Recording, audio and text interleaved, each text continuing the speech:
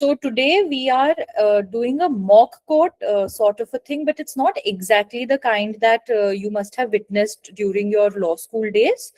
The idea behind this activity is to see how real life arguments work. In actual litigation, arguments are not as structured, or the flow of proceedings is not as smooth as mock courts during law college might have impressed upon you. Things are very formal between the judge and the counsel, but not so formal as though it sounds like some monologue is being delivered by the counsel, where the judge is just sitting as a spectator and listening to you talk. It is very interactive in court in real life. So the idea, what we have attempted to do today, is that this is a fictitious moot problem that we have taken. We have taken a very simple topic. It's a civil suit for specific performance. There is one side the plaintiff, one side the defendant, and this is before the district court. So we are in the civil suit proceedings itself. It is not an appeal or anything like that. And I would request all participants to, of course, focus on the facts of the case. But this session is not about discussing the law of specific performance. It is rather about understanding the art of argumentation in real life, before the courts in actuality. So whatever questions you might have, try to pertain them. We'll have a question answer round at the end of this session, not during the session at all. I will ask everyone to refrain from interrupting both Miss Agrima and Miss Jessica when they are talking. And we will have the specific question answer round at the end of the session. Please do not ask questions pertaining to the law of specific performance or the merits of this fictitious law problem, because the law is very wide. And today we are discussing a very small topic under one subject of law. So that kind of discussion will not really be very fruitful. Rather, try to keep your questions more towards how litigation plays out in real life. What are the stages of hearing of a suit? What kind of things during final arguments you have to address? So if you have any queries of that sort, those would be really insightful for the discussion today. So with that being said, let us move on to discussing what moot proposition we have here today. I will just take you guys through it, and throughout the session, the facts of the case will be displayed on the screen. So if you want a specific paragraph to be shown again, you may write it in the chat box and I'll scroll up and down accordingly. And Satyaprakash ji, is there a group by any chance of the participants? No, ma'am, no. No, but if I want to share a file, is it possible to do it through the chat system, or that's not possible? How do we do this? No, ma'am, I don't think it will be possible. You can share this in the screen. I would put it on I think a Google Drive link, and then the participants can view it on their own devices. We can do that. Yes, yes, ma'am. That is going to take me just 1 minute because I have it open over here. So I'll just quickly share this with you guys. Okay, it's uploading. In the meantime, we'll just go through the proposition. Yes. So everyone can see this, the screen. It says, in the court of the learned district judge, Dholakpur, Uttar Pradesh. So like we can see that the particular civil suit has been instituted in Dholakpur, Uttar Pradesh before the learned district judge. So it's a district court matter. Civil suit number 999 of 2024. So we can see that the civil suit was instituted 2 years ago. The name of the matter is MS ITUS Developers, that is the plaintiff, versus Mr. Gabbar Singh, who is the defendant. Now let us see the facts of the case. Yes. So MS ITUS Developers is a prominent real estate development firm based in Dholakpur, Uttar Pradesh. The company is known for its aggressive expansion into heritage tourism and the commercial redevelopment of historically significant sites.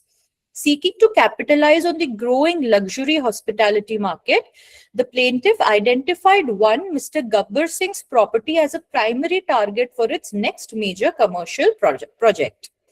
Now, who is Mr. Gabbar Singh? He's the defendant. He's a senior citizen and the sole owner of an ancestral Haveli known as the Raichand Mansion, which is located in Dholakpur.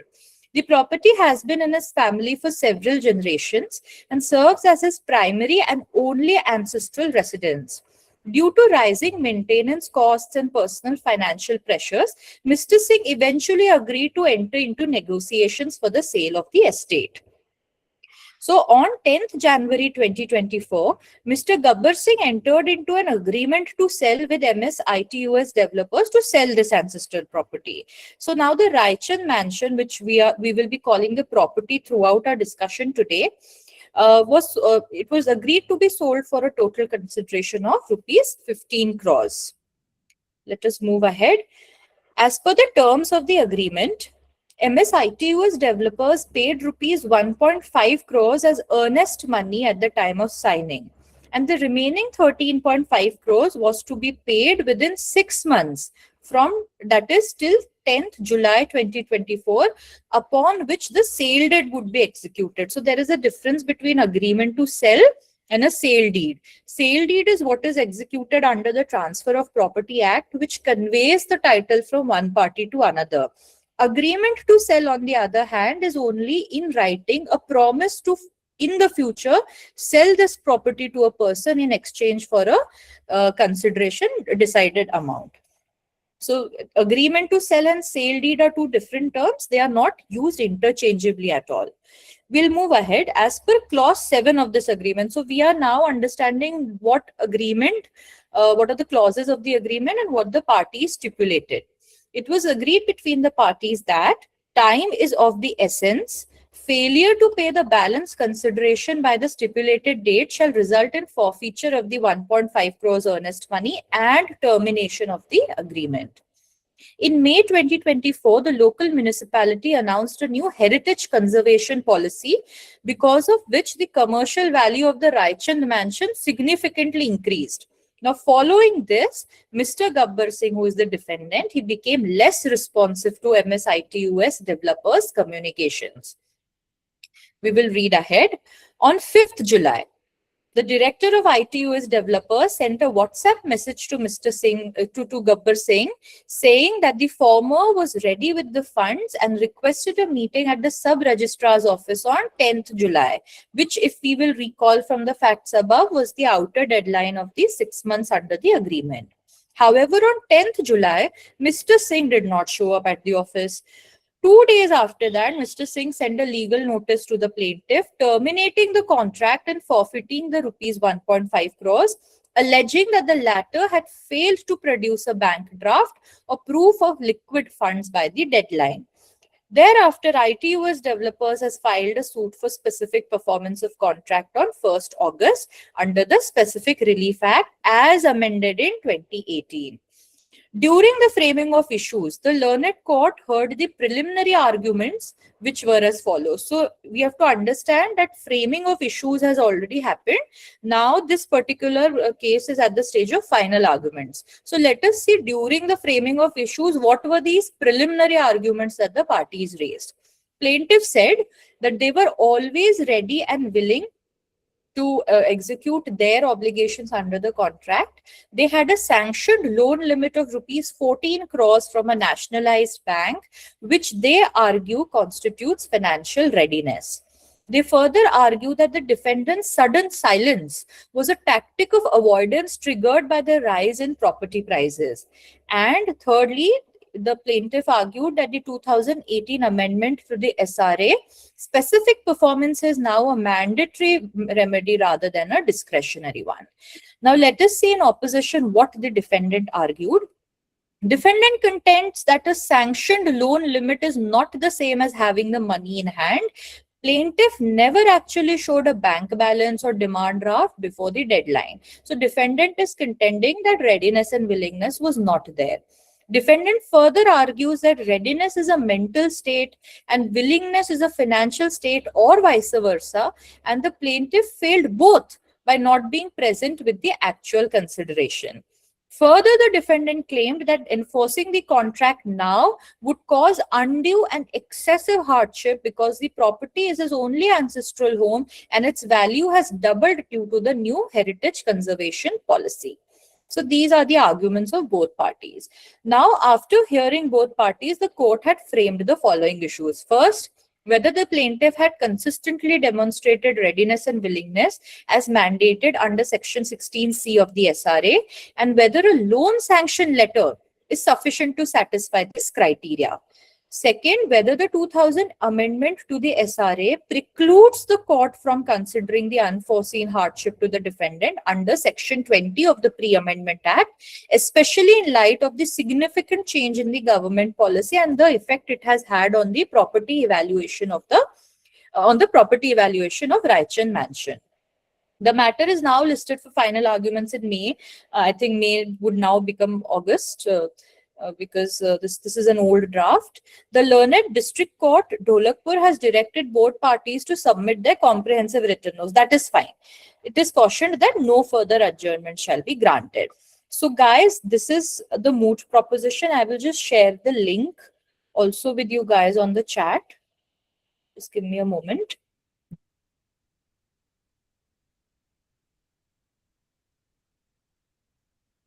Yes, so I have put it on the chat, guys. You guys can just download it.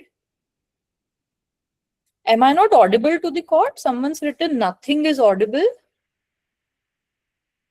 Okay, that's an older message. Great. Yes. So this is the moot proposition. I would now request Miss Jessica, who appears for the plaintiff, to first give a short introduction of herself and then to begin her arguments from the plaintiff side. Yes, over to you, Jessica.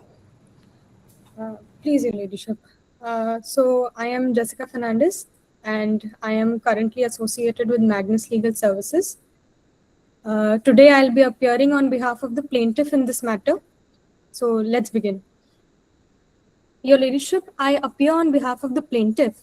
The present suit has been preferred seeking specific performance of an agreement to sell, which was executed back in January 2024, wherein the defendant's property, Raichand Mansion, was agreed to be sold at a total consideration of 15 crore rupees. Now, Your Ladyship, at the time of signing of the agreement, I had paid an amount of 1.5 crore rupees as earnest money, and the balance consideration of 13.5 crores as per the agreement was to be paid by me on or before 10th of July 2024. Upon doing so which, the sale deed was to be executed. Now Your Ladyship, after making the earnest payment, I secured a loan amount of rupees 14 crores.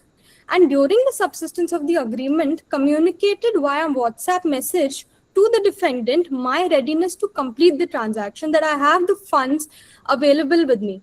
Thereafter, I requested the defendant to appear alongside me at the sub-registrar on 10th of July so that the conveyance can be done. Now, Your Ladyship, on the said date, I duly appeared. However, the defendant was absent. 2 days later, I'm receiving a legal notice from the defendant saying that the agreement has been terminated and that the earnest money that I had paid at the time of execution of the agreement has been forfeited. Now, Your Ladyship, may please appreciate that I myself am engaged in the business of real estate development. I am aware that a governmental policy has been passed, namely Heritage Conservation Policy, which has been passed during the term of the agreement, which has substantially enhanced the value of the defendant's property. And thereafter, my lords, it seems that the defendant is avoiding all sorts of communication with me and not reverting back to any communication that I am extended to him. My lords, please pay attention that this is not a mere coincidence. The timing makes it very clear that the defendant has now realized that his property has doubled up in price. It is of much more value than what it was before, which is why the defendant is resisting this agreement to sell. Now, with the permission of this honorable court, I shall be addressing the two issues that have been framed in the present matter. Issue number 1, whether I have consistently demonstrated readiness and willingness to pay or perform my end of the contract under Section 16, subclause C of the Specific Relief Act.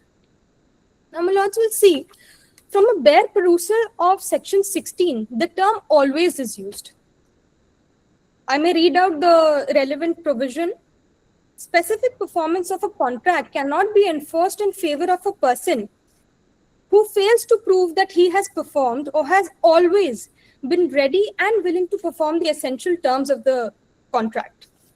Now, Your Ladyship, from the statute itself, it is very clear that readiness and willingness cannot be demonstrated from one isolated conduct or an act. Instead, there has to be continuous demonstration through the entire conduct of the parties from the very beginning of the execution of the agreement till the very end. Now, Your Ladyship may kindly appreciate that I need not have today 13.5 crores in my hand at all times during the subsistence of the agreement and say to the defendant that, see, I have the consideration available with me. I need not do that, Your Ladyship. It is the series of events from the execution of the agreement that determine whether I've had the willingness and the readiness to pay or not. The series of events, my lords, I will demonstrate it one by one. Firstly, I paid an amount of rupees 1.5 crores as earnest money, which is a significant portion of the entire consideration amount. Now, my lords, after paying this money, I cannot just back down and say that I'm not willing to execute the agreement, because that would in fact be not good for me only.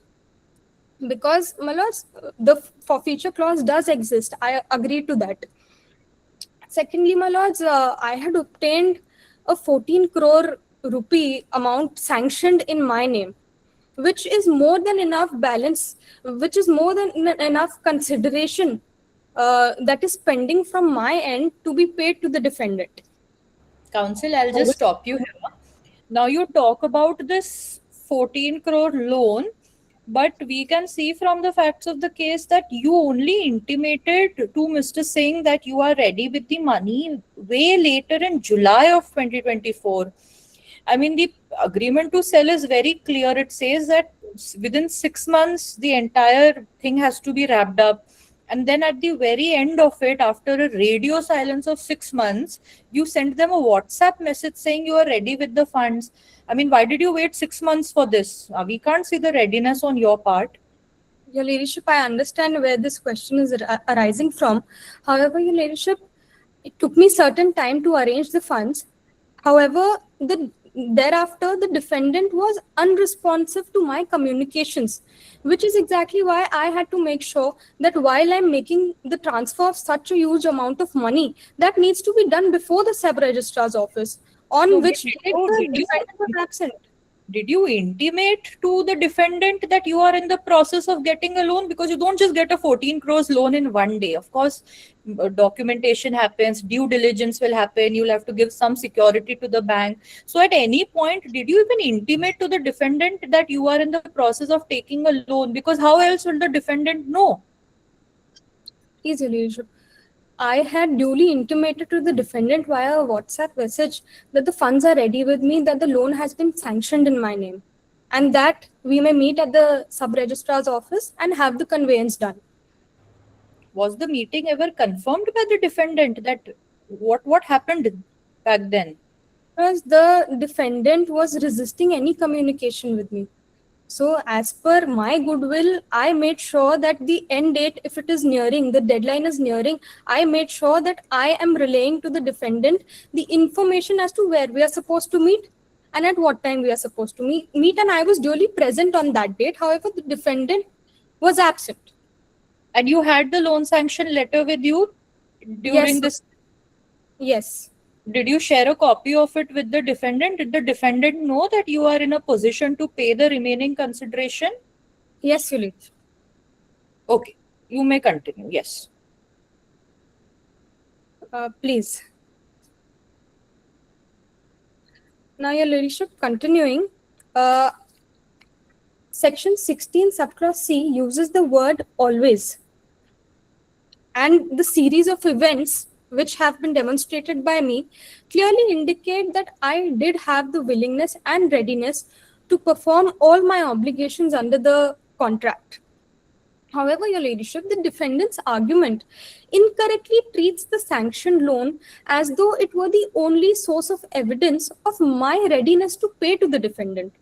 Firstly, Your Ladyship, a loan sanction in itself, that to an amount of rupees 14 crores, is in itself a very big amount and a very strong evidence demonstrating my financial capacity. Moreover, the sanctioned loan may not be considered in isolation. It has to be seen from my entire conduct from the time of execution till the date of filing and subsequent thereto. Therefore, Your Ladyship, the defendant cannot convert the absence of one particular mode of proof into me not being ready to pay. Your Ladyship may also appreciate that there is an explanation to Section 16, subclause C. We are aware of that, counsel. I mean, we know the law. It's fine. Proceed with your factual arguments. And we have one question. So, readiness and willingness, as the court understands, are two different concepts. Willingness is more of a mental or an emotional state. Readiness, perhaps, is the practical and financial requirements that you must satisfy in order to execute a contract. Now, we understand, okay, if you have a loan sanction account and we have seen the letter, it's on the file. So we understand you had a loan sanctioned, but how can you prove that you were willing? Because to succeed in this suit of yours, you have to show you were willing. And in a suit, in an agreement of 6 months, we see that you are coming on the very last date, saying that, okay, I am willing to execute. And for the prior 6 months, there was radio silence on your part. So how would you justify this?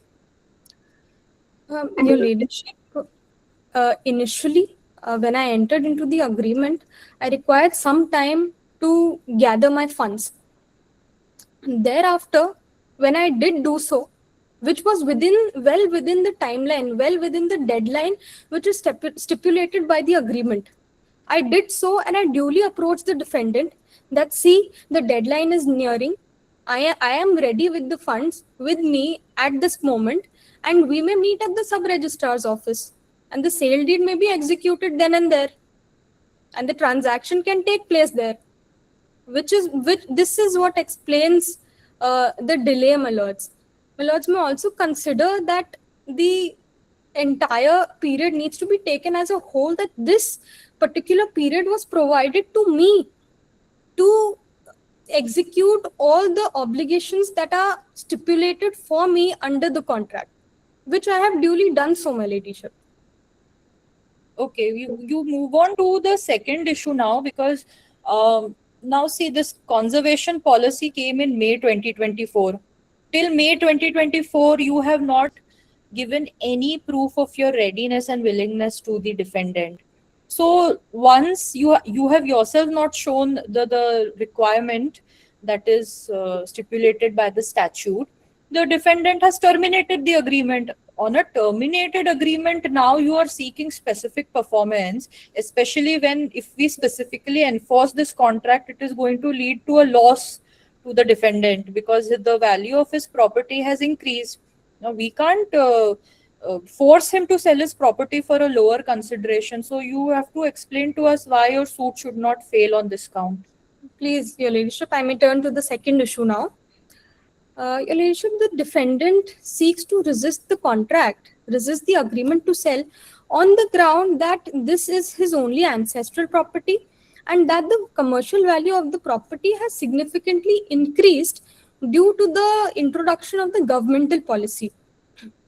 Now, Your Ladyship, this agreement was executed in January 2024. And pursuant to the Specific Relief Amendment Act of 2018, the grant of specific performance has become a general rule rather than a discretion.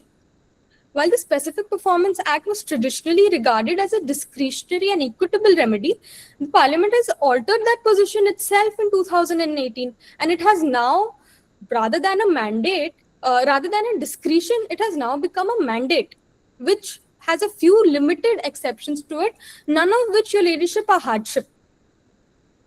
Further, my lady, the defense of hardship, as previously contained under Section 20 of the Unamended Act, is no longer available. as the provision itself has been omitted via the Amendment Act, and without prejudice, your ladyship.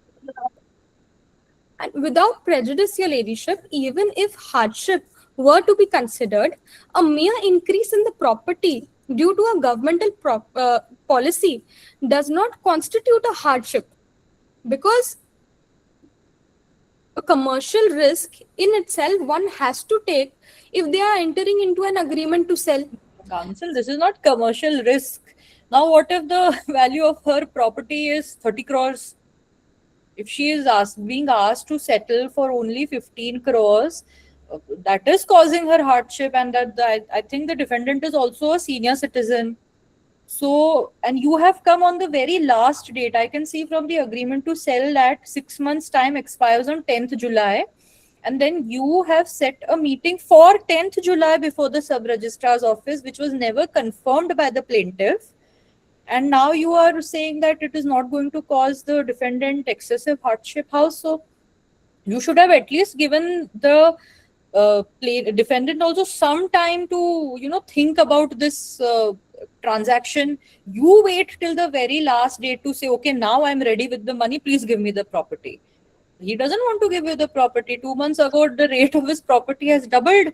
Even if I understand your argument that the statute does not provide that defense, but from the conduct you are showing, your readiness and willingness, if we cannot see, then that excessive hardship, we have to give it to the defendant. How do you justify this? Your ladyship, there is no excessive hardship that has been caused to the defendant. In fact, the agreement was drawn in such a way that a stipulated 6-month period was given to both the parties to perform their ends of the contract. And my lords, even if it is the last date, it is irrelevant as it is within the set deadline. Moreover, your ladyship, it may be so, say that the property value, instead of doubling up in price, it may have today dropped down to half its price than what it was before at the time of signing the agreement. Then can I say that this has caused me undue hardship? I cannot do that, my ladyship. My ladyship may also appreciate one judgment of the Honorable Supreme Court, B. Santoshamma versus D. Sarala. No, counsel, we are at this stage. We know the law, it's fine. I mean, there are no legal questions that require case law to be referred to. Your arguments have to pertain to the facts of the case. If we want the case law, you can submit your written submissions later. Please, your ladyship. I will file my written synopsis later. My ladyship, lastly, I would like to make one submission that the very purpose of contract law and the drawing up of specific terms and conditions is so that these terms and conditions are actually applied to the contracting parties. Because, your ladyship, if that is not done, then the very purpose of contract law stands defeated. And all contracts in that way would become redundant and prejudicial to the interest of at least one of the contracting parties. Therefore, your ladyship, a contract cannot become unenforceable merely because with the passage of time, it has become disadvantageous to one of the parties. Okay. Which is why, your ladyship, we need to look at the statute as it stands today, as a mandate rather than a discretion. With What that, what is your prayer? Well, my prayer is that I may be permitted to release the balance consideration amount to the defendant, and that we enter into a sale deed pursuant to the making of such payment before the sub-registrar. But do you have the money today? Because your loan sanction is from 2024. Are you ready and willing to execute this agreement even today, 2 years later? Where are the funds? Can you deposit it with the court within 15 days? Yes, your ladyship. Within a period of 15 days, I am willing, I will deposit the said amount. Okay, okay. Grateful, my lords. Yes, the defendant side. Please, Your Honor. Hello, everyone. I am Agrima Singh, an enrolled advocate and associated with Magnus Legal from last 1 year. So please, Your Honor, I'm appearing on behalf of defendant in this matter. And I humbly submit that the whole case of the plaintiff is that the plaintiff wants a specific performance of the present suit. But the question is, the plaintiff cannot seek such relief merely showing the existence of the agreement to sell. The plaintiff must first show that he himself performed and remained ready and willing to perform his part of agreement throughout the cycle of the agreement. And this requirement became even more important in the present case, where time is of essence, where there is a clause which directly states that there is a particular time limit period given for the payment of the remaining consideration amount. Here, the plaintiff was required to pay rupees 3.5 crores by 10th of July 2024. But what did plaintiff actually pay? The plaintiff actually paid only the 1.5 crores till now, which is only the 10% of the total consideration. And rest of the amount is yet not paid to us. To show Counsel, his... did the plaintiff know where to send the money? Because they can't turn up with 13.5 crores cash at your place. Did you communicate to them where they had to send the money? Because see, once the bank sanctions a loan, they will disburse the money directly to the party. Either earlier it was in the form of check, then thereafter now DDs are issued by bank in the name of the party. So did you tell them your bank details or anything, that where you want the consideration to be deposited? The bank details and the transaction details are part of the contract only. And later, the plaintiff never reach out to me asking for specific details regarding the same, if there was any confusion regarding the same. They never communicated to me with the fact that I am ready with the funds, now kindly send me the details so I can disburse the amount. They only send me the text saying that I am ready with the fund and requested for the meeting. So, may I continue? Yes, continue. So to show the readiness of the plaintiff only relied upon the sanctioned loan letter, which is not the same as the disbursed funds. It only says that the particular financial institute is ready to provide the fund. So, hence, there was no bank statement, no actual disbursement proof, not even a single demand draft or the bank balance or any kind of proof showing that I have already complied with the conditions.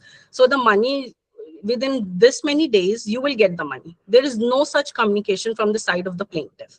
Hence, the plaintiff failed to establish his actual readiness to perform the contract. So this is where the operation of the Section 16C of the Specific Relief Acts came into picture. As per the explanation 2 of the Section 16C, merely the statement of readiness is not a proof of readiness and willingness.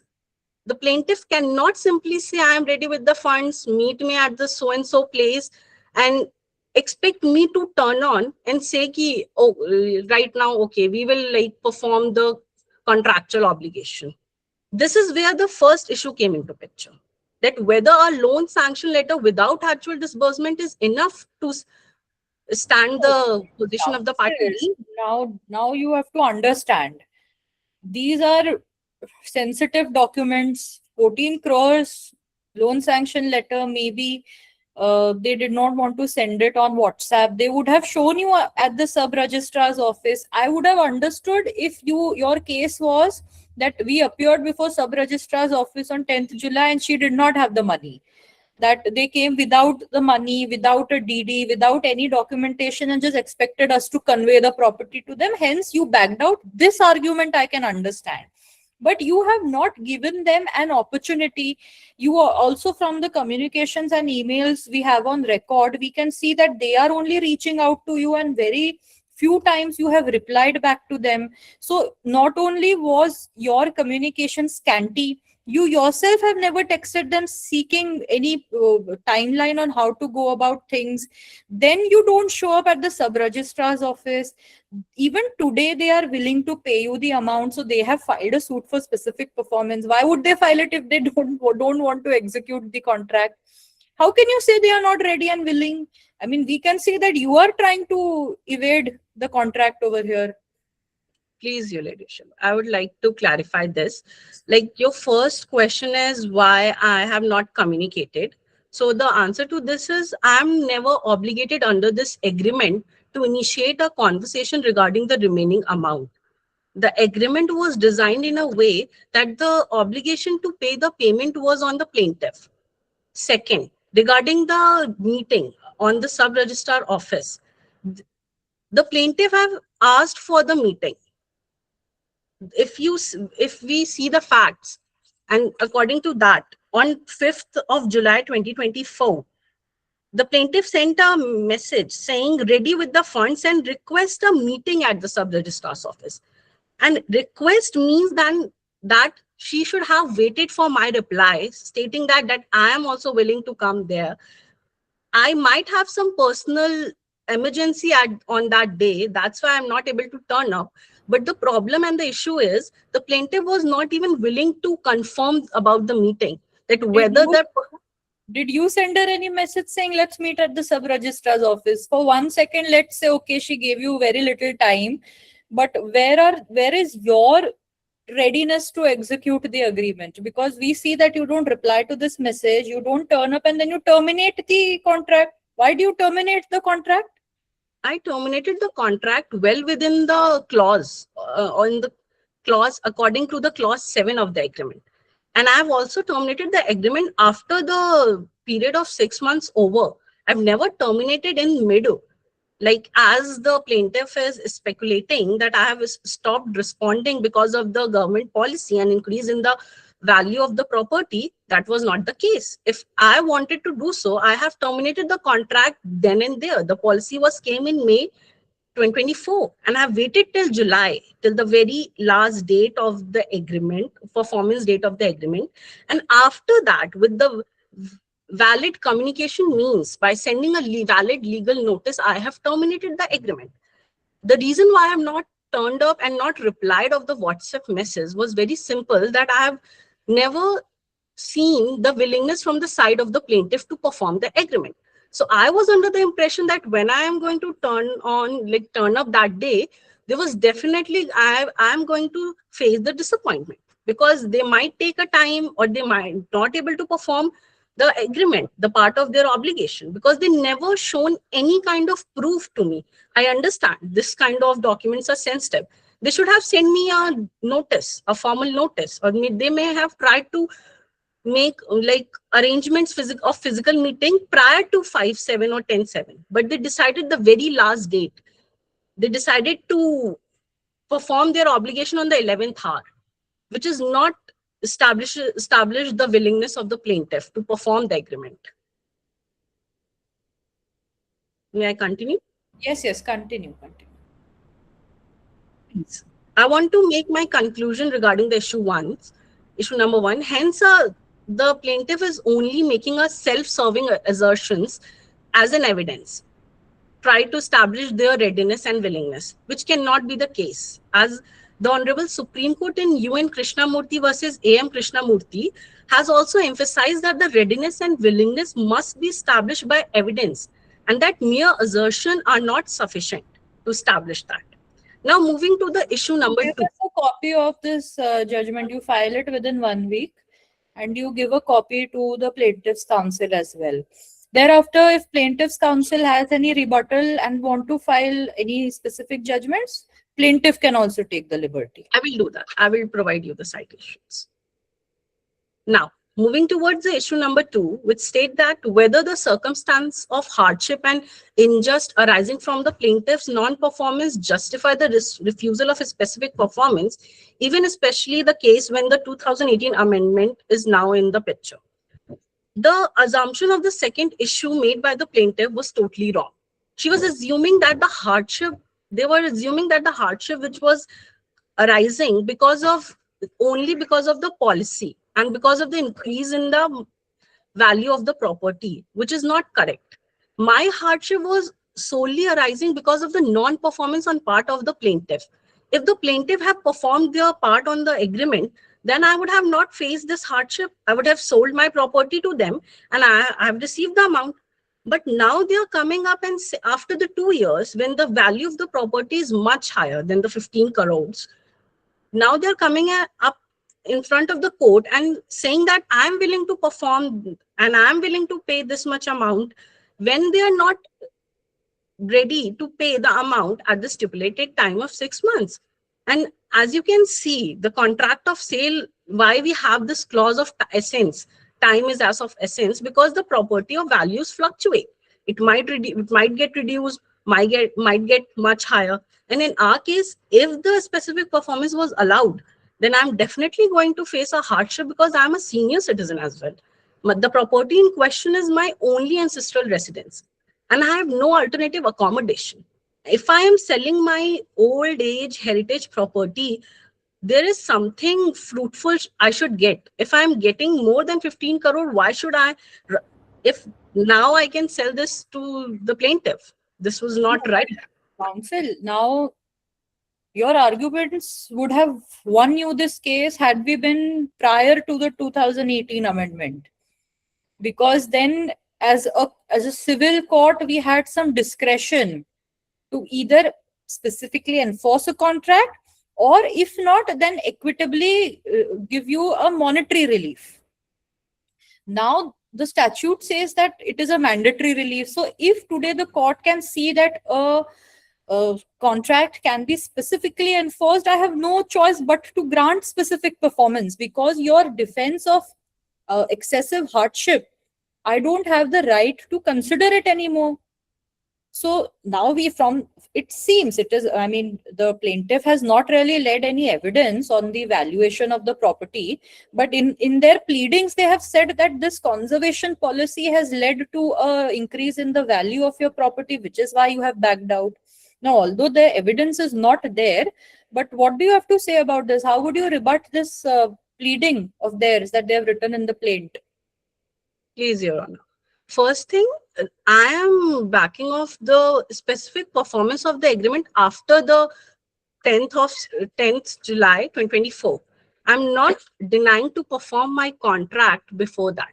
I'm ready to perform the contract, but they are not ready to pay or to perform their part. Then in a present situation, I'm not ready to perform or do the specific performance, because that's true. The value of the property has increased, and it's now a much higher than way back before the 2 years. And as for the amendment of 2018, I agree that now the amendment of 2018 is in picture. So in that case, I would like this court to read the section 10, which now mandates or provide the specific performance as a right. It has a word which says subject to, which is very important to note. This word subject to says that the provision contained in subsection 2 we of are 11. We are aware of the law. Yes. Okay. Please. Any other arguments defendant The argument is, they go back to the issue number 1 only. If the plaintiff is not able to establish their compliance in the section 16C, then how can they ask for the specific performance as a matter of right? It cannot be pleaded as a matter of right when they are not subject to the section 16C, where they have to show their readiness and willingness. And the readiness and willingness was never shown with them. Hence, Yes. I plead that this suit should be dismissed.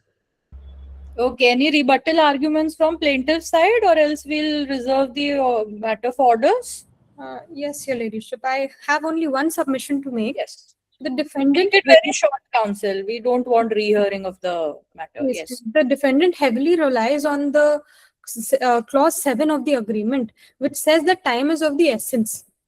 However, Your Ladyship may kindly appreciate that the 6 months period was provided to me so that the agreement can, from both the ends, be executed within the said 6 months period.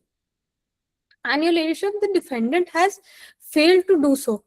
And I have, even though on the very last date, but I have been present in front at the defendant's doorstep with the amount available to me. Counsel, you have to understand. See, when someone gives you their property to you, the property they are living in, they require time to vacate it. They require time to make it ready to, the possession of it to be handed over. Now, on 5th July, you are saying that on 10th, we will execute the registry. But do you think that the plaintiff lives in this house? He's a senior citizen. He has already pleaded in his plaint that it is his only residence. In 5 days, how do you expect him to move out and give you the possession? Because obviously on 10th, when conveyance is executed, you are the owner. He can't live in your house then. So how do you we understand your argument that you are within the 6 months time, but did you give sufficient time to the plaintiff? Your ladyship, the 6 months period was there, and I agree to the fact that it may be the case that the defendant might have been caused hardship because of moving out, moving in, and being informed at the very end date that so and so is being done, I am ready with the funds. However, your ladyship, I could not help out the defendant when the defendant himself is reluctant to have any kind of conversation with me. Had it been the case that the defendant was replying to my communications, then we would have figured out a way as to how we will proceed forward, and how the contract can be executed in a manner that is not prejudicial to the defendant. Okay, counsel. Anything else? Please. Yes. So thank you so much, Agrima and Jessica, for taking time out of your schedules. It's a Saturday, and you took the time out to prepare and present this for our benefit. Both of you argued very well, and I can see how you have taken assistance from your real life experience to prepare for this session today. So kudos, and thank you so much for giving your time. So audience, now we have seen how it works in court. Two very important things to always remember if you are an aspiring litigator. First, if you want to litigate before the courts, you need to have good verbal skills. Of course, your writing skills, your research, your briefing skills, everything in being an advocate matters. But specifically, if you want to get into litigation, your verbal skills, the way you present your arguments, the command you have over spoken English, it needs to improve. So as we are all we are young advocates, we are law students, we are not someone who has substantial experience, but we have the liberty to work on improving our skills right from this stage. So keep this in mind. If you are someone who struggles with verbal language, or you can take classes for it, you can practice yourself, because it is not ki aaj nahi ho raha to kabhi nahi hoga. So you should not give up hope. As a young litigator or law student, you should work on it. It is very easy in courts. It is not always as high stake as Bollywood movies would showcase, that everyone seated, shanti hai, bilkul aap hi ki awaaz sunai de rahi hai. It's not like that. There may be people in the court, they are least concerned about your matter. It is a dialogue between you and the judge. At best, your opposing counsel is involved. So there are three parties that are having a conversation. So it's not as daunting as one might figure out from your Suits series or things like that. Number two, interaction with the judge. Litigation is not about delivering speeches. It is not standing on the podium saying "milords" and then just bursting into a monologue. It is more of a dialogue where you have to improvise on your arguments depending on the questions the judge poses to you. Like you saw today, the judge will constantly interrupt you. You are talking something XYZ, judge will be like, "Mujhe nahi sunna hai, mujhe is point pe batao, satisfy me on this point." So immediately the counsel has to interweave the answer while also maintain the flow of whatever arguments the counsel is trying to present. So this is how real life litigation works. It does not allow you much to read from a paper, which is why you need to have the facts and law on the fingertips. And you have to ensure that at the end of the day, the judge's questions are answered. Because if he's asking you questions you're not answering, but your speech is exceptional, you are still bound to suffer an adverse order before the court, because the judge is in command. So the judge is the most important person. His mind has to be satisfied. The goal of your arguments is to do that, not to leave an impression, not to, have the audience behind you clapping for you, not to satisfy your own personal sense of achievement. It is solely directed at the judge. Any other points that Jessica or Agrima would like to add? Now that you have been litigating, you must have understood something that you did not know before. Anything you would like to share with the audience? Don't look so blank now, guys. Jessica, Anything? you want to go first? Yeah, I'll go first. Yeah. So it has been around 10 months that I've become an advocate now. And initially, it used to be so daunting and intimidating. But over a period of time, I have become much better and more confident and better at presenting my arguments than what I was like before last year. So I would just like to tell everyone that this is, I believe, it can be a slow process, but of course, there's a lot to do in this profession. And one thing is not to ever lose hope. And I hope that I can do that for myself and everybody in this meeting can do the same. Thank you. Yes, Agrima, what have you I think- taken from your journey as a 10-month journey of a litigator?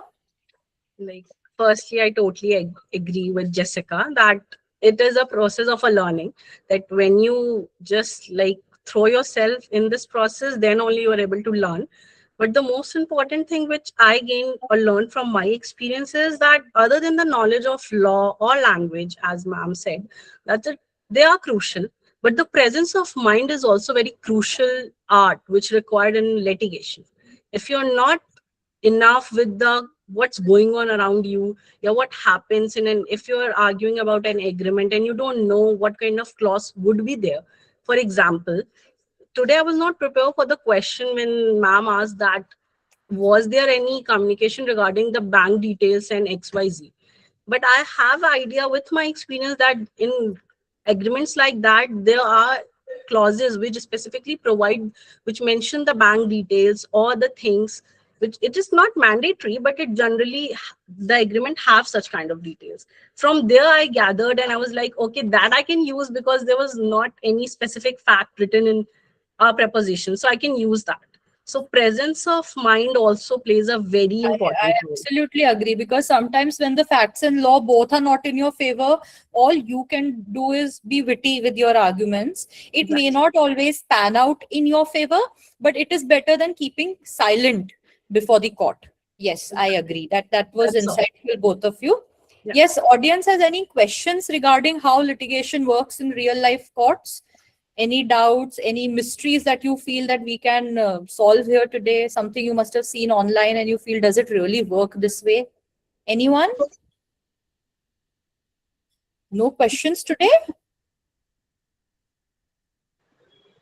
Oh, I think you guys have done. Hello, ma'am. I'm Roshni and Yes, I'm a Roshni. first year law student. Yes. I've started my journey this year and I wanted to know how I start being in a practical world. Yes, Agrima and Jessica, I think you guys can take this one. Can you repeat your question, please? Her question, Roshni is asking that as a first year law student, she wants to enter the field of litigation. So what kind of opportunity should she pursue to eventually enter this field? Since you're in your first year, I would suggest that you start off really strong. Participate in all kind of activities that you can out there. If your college is providing you, say, debates or moot court competitions, then do that in your first year. Later on, when you have more time and you're given leaves from your college, do participate, do go out there and intern with firms. Try to figure out which kind of practice you want to pursue later on in your career. So try to, go and in different fields, just try to practice it out, or even read it out on your laptop when you're at home. So read up as much as you can so that you know what you want to do later on. Yes, I agree. I think, Roshni, your internships are the most crucial experience you will have, because when I was in law school, so I graduated in 2021. From 2016 to 21, I interned at 3 different high courts of the country. I have had the privilege of being in connection with advocates across several cities. So I took those opportunities. I used to go relocate for a month or so, intern with some advocate in that particular high court. You see, the experience doesn't give you a lot of hands-on experience. It's not like you are going and arguing there, but it gives you the experience of seeing and witnessing all of this happen, which is, as a first year law student, the best you can do. Of course, later on, when you are in your fourth and fifth year, you would have studied more law subjects. Internships then would be very different, because then you would be doing it to land a job. In your fifth year, you will be doing it so that someone gives you a PPO and you get placed at that particular place. But in the first year, PPOs and all are out of question. Nobody is going to give you an offer when you are in the first year. So now what to do in an internship? So go to the court, sit in different courtrooms, see what is happening, try to understand the basics of it. You have to climb the ladder one step at a time. You can't immediately leap on the first floor, right? So then assist your whoever your senior is, see how he argues, understand what the cause list is, see the court premises में कहाँ क्या होता है, filing कैसे होती है, ये basic चीजें first year में सीख लो. Because I will tell you, in actuality, even enrolled advocates have problem with this. Because during their law school, they were perhaps so much into their books, they did not have any idea of how a courtroom functions, that the moment they get enrolled, they get very flustered with this new environment. So try to intern and get used to the environment of a courtroom by witnessing what happens. Majority of the learning happens outside law school and inside courtrooms. I mean, for us also, so much new things we learn every day that law school didn't teach us. It is only when we are practicing and there in the courts we understand, अच्छा चीजें ऐसे होती है, ऐसे बोलना होता है, ये करना होता है. So try to intern. Moot court competitions and debates again are a great way to hone your verbal skills, because जितना आगे आके public speaking करोगे उतना fear कम होगा public speaking का. Litigation is public speaking. You have to speak before an entire courtroom filled with people and perhaps 5 judges before you, if you are before a full bench of a high court or the Supreme Court. So try to take part in these competitions so that आपको fear कम हो लोगों के सामने बोलने का, लोगों से interact करने का. अगर shyness है, I had a lot of it in school. I was very shy of talking to people. Today, the people who know me would never, they would be surprised hearing me say this, because I'm very verbal now. But I did various activities that allowed me to, get rid of that shyness. So do that. And as first year law student, don't take too much tension about the future. You have a long way to go. So don't, become very flustered ki mera kya hoga, what about my future? Take few steps right now, but majorly let yourself be, third, fourth, fifth year tak aao, cheeze apne aap solve ho jayenge. Yes. Any questions anyone else, any law student has, or someone who wants to get into the practice? We can Good only evening, ma'am. experiences. Yes, Harshita, good evening. Tell us. Ma'am, my question is how to argument like Agrima ma'am, like Jessica ma'am. How to start? I'm a first year law student. Please Harshita, give I some think tips. it happens with experience. So not, Ma'am, yes. ma'am, your ma'am and ma'am इनके तरह argument कैसे किया जाए? कैसे बोला तो जाए? हर्षिता, ये ना with experience आता है. Not everyone is like this on the first day they go to court. In fact, it takes years. And even senior advocates, they have their bad days in courts. I mean, they have been doing it for 40 years. One would assume that they are perfect at it, but ऐसा नहीं होता. So, idea is to start small and be consistent. ये सालों की field है litigation. Litigation is not कि 2-3 साल करके अब तुम्हें success मिल जाएगी. It is rigorous hard work for decades to make a name for yourself that is recognizable in the market. So key is to never lose hope. Patience रखना है, consistently practice करनी है, ऐसी जॉब लेनी है जो litigation में ही हो. कॉर्पोरेट लॉ में जाके मत एक्सपेक्ट करना कि मुझे कोर्ट नहीं जाने को मिलता, या अगर आप किसी बिग टियर 1 फर्म में काम करते हो तो वहां रोज रोज कोर्ट नहीं जाने को मिलता. प्रैक्टिसिंग एडवोकेट्स के चेंबर को ज्वाइन करोगे तो वहां रोज कोर्ट जाने को मिलेगा. So pick your opportunities properly, be consistent, and during law school best way is to do more activities, क्योंकि एग्जाम लिखने से एडवोकेट नहीं आप बनोगे, एग्जाम लिखने से आपको लॉ पता होगा, उसको प्ले आउट कैसे करना है कोर्ट रूम में वो इन एक्टिविटीज से आता है। Do debates, do moot court competition, model UN करो, कोई और नेगोशिएशन कंपटीशन है, इतने सारे कॉम्पिटिशन्स होते हैं लॉ स्टूडेंट्स के लिए, स्पीच वाला एक डेक्लेमेशन होता है, so take part in these. अगर ब्रेक मिलता हो सेमेस्टर एंड में तो ask for internships outside, go out and intern for a month. ज्यादा एक इंटर्नशिप से आपको ज्यादा इफेक्ट नहीं होगा, but it will compound over time. Over 5 years, when you do 6 internships, at the end, those 6 internships will compound to something.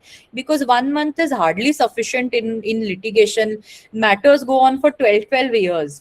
So आपको एक महीने में एक मैटर के बारे में इतना नहीं पता चलेगा, बट आप बाकी स्किल्स सीख सकते हो, ड्राफ्टिंग इंप्रूव कर सकते हो, लैंग्वेज बेटर हो जाएगी आपकी, लोगों से बात करने का तरीका सीख जाओगे. So start with that in your law school, and at the end of your 5 years, you appear for your AIB exam, you get enrolled, and you join a litigation office, जहाँ पे आपको opportunity मिलेगी to become an arguing advocate. Yes, ma'am. Yes. One thing, So- ma'am. Every teacher are saying 75% attendance are mandatory. But how to Yes. start? How to join courtroom? So that you can only do during your breaks, and ask your college if you have any relaxation for interns. I think 5th year के बच्चों को काफी colleges में मिलता है. First 4 years अगर नहीं मिल रहा है तो टेंशन लेने की जरूरत नहीं. It is anyway after 5 years आपको यही करना है. So आप Yes, तब ma'am. भी सीखना स्टार्ट कर Um, सकते हो. ऐसा नहीं है कि अगर आपने इंटर्न नहीं किया तो आपको कोई डिसएडवांटेज हो जाएगी. आपको ऑफ कोर्स 5 years बाद यू कैन स्टार्ट लर्निंग. आप उतने में 5 years में अपनी बाकी स्किल्स बेटर कर लो. सीधा कोर्ट के सामने जाके ही तो नहीं बोलना. There are other avenues also, right, where your verbal skills are put to test. So you Yes, better ma'am. yourself in that environment, and post 5 years अगर आपका attendance, because I come from a college जहाँ पे 75% attendance was mandatory, so I also did not intern during my semester. Only during my after semester break, exam के बाद एक महीने का break मिलता था, उसमें मैं intern करती थी, and during ma'am. semesters तो पढ़ने जाना ही पड़ता था. Ma'am, I'm 3-year law student. So give some tips. How to start with the little things. How to start? We'll Harshita, you take my number from Satya Prakash ji. You can call me later. We'll have a one-on-one discussion on this. Okay, right now, Okay. because there might be other people also now. So Okay, this okay. is a Thank you, personal sir. discussion. We'll have it later. Yes. Okay. Anyone else has any questions, or do we wrap Thank up you, for ma'am. today? Actually, I had a question. Yes, Sam. Thank you guys for this session. It was really insightful.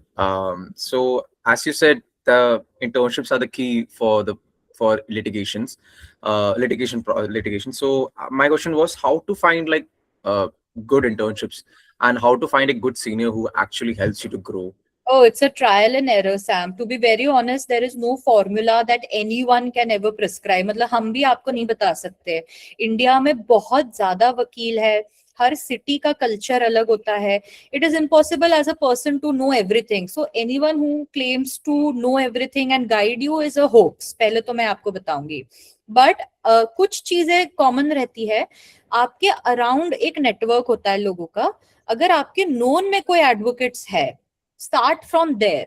Because ये online जितना material दिखता है, आप recruitment email करोगे, there is no guarantee कि आपको response वापस आएगा.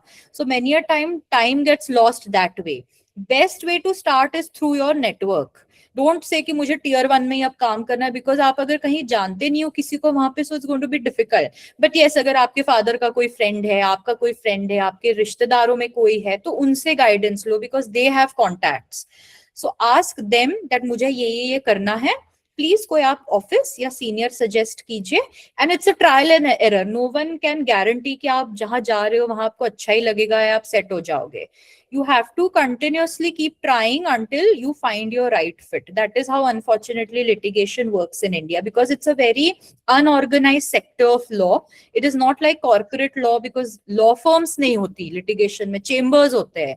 इंसान अपना ऑफिस खुद चलाता है तो उसकी प्रैक्टिसेस बहुत पर्सनल होती है, वो ना ऑनलाइन आपको दिखेगी, वो आपको सिर्फ एक्सपीरियंस करके पता चलेगा. So try to intern and find out what you like, what you don't like, what are your non-negotiables. Just as I did it, I chose a city, New Delhi. Then I knew that मुझे तो tier 1 या ऐसे इतने established firms में काम नहीं करना है क्योंकि वहाँ recognition नहीं मिलती इतनी जल्दी. I want to start small. मुझे खुद small matters पहले argue करके ठीक करना है अपना skill. फिर eventually 6-7 years के बाद if I want a Khaitan में job चाहिए, try legal नहीं चाहिए तो I'll try. मेरा goal बहुत सही था. फिर I wanted to practice under a advocate who is established, तो मुझे चेम्बर प्रैक्टिस करनी थी क्योंकि वहां पे क्या होता है, चेम्बर में आपको मैटर्स मिल जाते हैं करने को. लिमिटेड लोग होते हैं, 3 या 4 एसोसिएट्स होते हैं उनके, तो सब में बट जाता है काम and you get a lot of first hand exposure. Clients के साथ मीटिंग्स होती है, ब्रीफिंग्स होती है. सो मेरा बहुत क्लियर था. फिर मुझे नॉन पॉलिटिकल एनवायरनमेंट चाहिए था, मुझे रोज की लड़ाई नहीं हो सकती मेरे कॉलीग्स के साथ. So I wanted a non toxic office. So मैं प्रीवियस ऑफिसेज में एक्सपीरियंस कहीं अच्छा रहा, नहीं रहा, कहीं फिट नहीं हुआ. फिर eventually I am in my current office for a very long time जहाँ पे फिट हुआ. So it is trial and error. आपको ट्राई करके ही पता चलेगा कि आपको कहाँ पे सेटल होना है. There is no formula to breaking it which a senior can tell you. If anyone's telling you, just know कि वो उनके लिए वर्कआउट किया होगा, perhaps दूसरे के लिए ना करे. That's my advice. Thank you. Also, like last question, like what are the, like if you are a senior advocate, what qualities would you be looking at interns? Like ये मतलब मुझे intern में ये quality चाहिए, ये skill चाहिए. So this is a very good question because interns feel that we want good marks. हमें चाहिए कि भाई वो टॉपर ही हो बिल्कुल अपने क्लास का, वो बहुत ही ज्यादा स्मार्ट हो, उसको सब कुछ ही आना चाहिए. We are not looking for that because हमें सब कुछ नहीं आता. It becomes very difficult to expect that out of a person when you yourself aren't there. So what really advocates look for, punctuality and hard work. They want people who come on time in the morning and work hard throughout the day. खाली chair गरम करने के लिए वो intern नहीं आ रहा. Number 2, they want the ability to take charge. Interns go for internships and keep waiting कि हमें काम देगा कोई, हमें कोई बताएगा कैसे करना है. They don't go and seek out work. You have to, when given an opportunity, seek out work. You have to go home, read, understand. आप अगर हर रोज ऑफिस आओगे uninformed, बिल्कुल बैठे रहोगे, आप इंप्रेशन ये नहीं बनाओगे कि I have done my homework, तो आपको सीनियर तीसरे चौथे दिन काम नहीं देगा क्योंकि पहले 3 दिन तो आपको आया ही नहीं. बट लेट से आपको पहले दिन काम दिया जाता है and the next day you showcase that you are in a better position to do it than you were yesterday because you went home, you studied, you understood, you asked people around कैसे होता है, you showed the willingness to learn. This is what we want from interns because एक mentor आपको free में mentor कर रहा है. You have to understand that you are paying for law school, you're not paying your mentor during your internship to mentor you. So you have to take the initiative. He is not going to come and teach you क्योंकि उसको कोई salary तो मिल नहीं रही. तो आपको जाके initiative दिखाना है अपनी इंटर्नशिप्स में कि you give me more work. I am willing to understand this concept but I am failing at grasping it. So please explain to me. आप समझा दो, मैं सीख जाऊंगा. Ask questions, be intuitive and be on time, be punctual with whatever. If you're given a task and 3 hours बोला है तो 3 hours में करके दो. नहीं हो रहा है तो सीनियर को इन्फॉर्म करो, I need an extension. Don't stay silent on it कि 6-8 घंटे हो गए आप कुछ बोले ही नहीं. Take charge of your presence as an intern in the office. I know it seems very daunting, but eventually क्या होता है, आप 10 दिन कहीं जाओ तो आपकी familiarity हो ही जाती है. तो आप 10-15 दिन बाद अगर सवाल पूछ रहे हो, इन्वॉल्व हो रहे हो, तो वो इतना ऑड नहीं लगता. So try to take that opportunity during your internships. Thank you so much. Thank you. Your marks and all don't matter that much. I mean, all good advocates are toppers. This is a myth. You can come from a non-NLU, perhaps a college that is not very well recognized also. You may not be a topper. You can still be an excellent advocate who outperforms your peers also. So don't be too hard on yourself. अगर आपके exam में अच्छे marks नहीं आ रहे तो यार मेरा कैसे होगा, ऐसा नहीं है. It is two totally different things. Marks is one thing, ठीक है, academics में कोई बच्चा अच्छा होता है, कोई नहीं होता. But it is your powers as an advocate don't depend on that. That is what I'm trying to say. Yes. Thank you. Any other questions anyone has, or we'll just wrap up for the day? ठीक है. Yes, Satya Prakash ji, I think we are done. I would again like to thank Jessica and Agrima for taking time out on a Saturday evening for this. and very well done, extremely well argued. I tried to throw you off track with questions that even I didn't know the answer to. So I just wanted to see how quick you are at, how presence of mind, like Agrima said, how quick you are, and you guys did exceptionally well. So kudos to that. Thank you, ma'am. Yes. Thank you, ma'am, for giving this opportunity to us. Yes, you're welcome. Thank you so much, everyone who's attended, and have a fantastic weekend, all of you. Take care. Bye.